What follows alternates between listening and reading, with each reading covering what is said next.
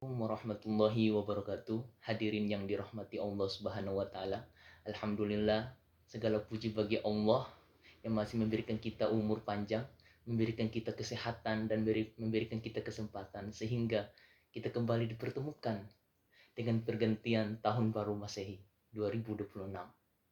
Salawat serta salam semoga senantiasa tercurahkan kepada Nabi kita Al-Mustafa Muhammad Sallallahu Alaihi Wasallam beserta keluarga, sahabat dan umatnya hingga akhir zaman. Amin ya Rabbal Alamin. Hadirin sekalian yang berbahagia, pergantian tahun bukan sekedar perubahan angka di kalender semata, tetapi tanda berjalannya waktu dan berkurangnya umur kita.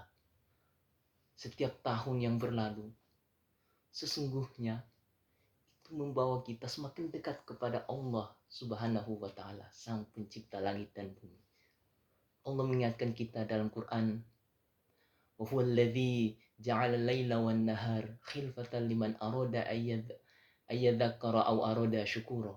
Dan dialah yang menjadikan malam dan siang silih berganti bagi orang-orang yang mengambil pelajaran atau orang-orang yang bersyukur. Quran surat Al-Furqan ayat 62.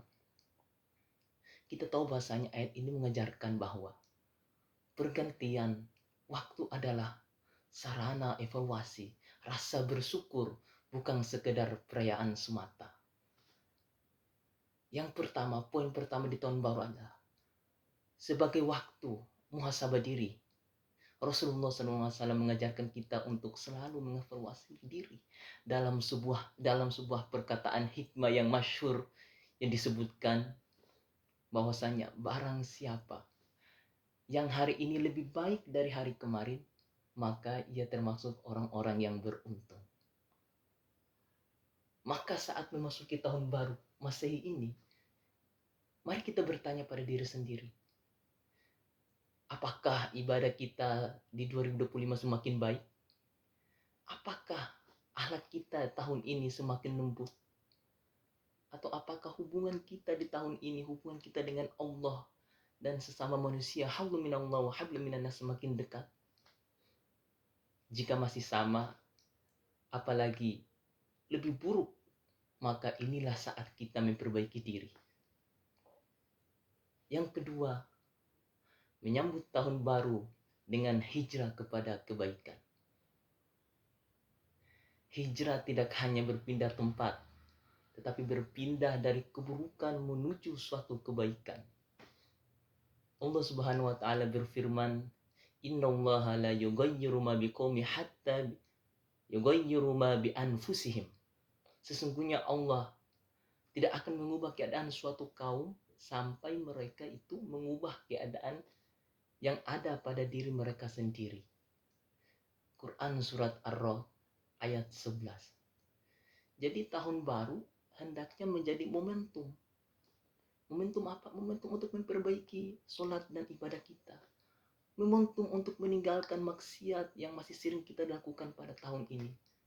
Atau momentum memperbanyak amal soleh, memperbanyak sodako, dan memperbanyak kebaikan sosial-sosial lainnya. Dan yang ketiga, mengisi tahun baru dengan amal bukan huru-hara. Islam itu tidak melarang bergantiannya tahun, tetapi mengingatkan agar tidak diisi dengan perbuatan yang sia-sia atau perbuatan yang maksiat. Karena Rasulullah SAW bersabda, yang artinya di antara kebaikan Islam seseorang adalah meninggalkan hal-hal yang tidak bermanfaat. Kalau nggak salah itu hadis riwayat Tirmizi. Maka menyambut tahun baru Masehi bisa kita lakukan dengan yang pertama, yaitu dengan doa dan zikir. Dan yang kedua, menyambut tahun baru dengan introspeksi diri. Dan yang ketiga, menyambut tahun baru dengan tekad menjadi pribadi yang lemah lembut, yang lebih taat. Hadirin yang dimuliakan Allah Subhanahu wa taala, mari kita jadikan tahun baru ini sebagai awal kehidupan yang lebih dekat kepada Allah.